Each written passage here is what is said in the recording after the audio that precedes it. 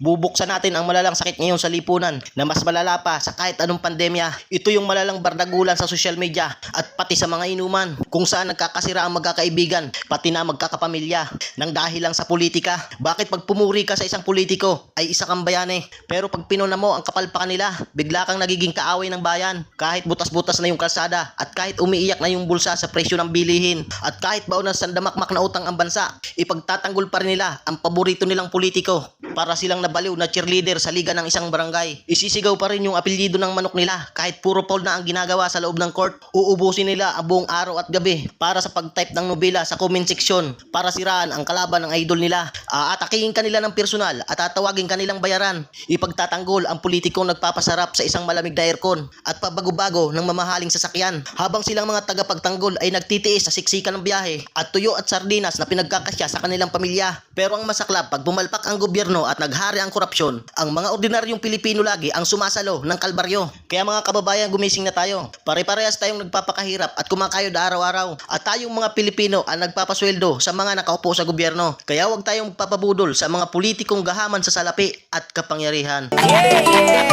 Let's go!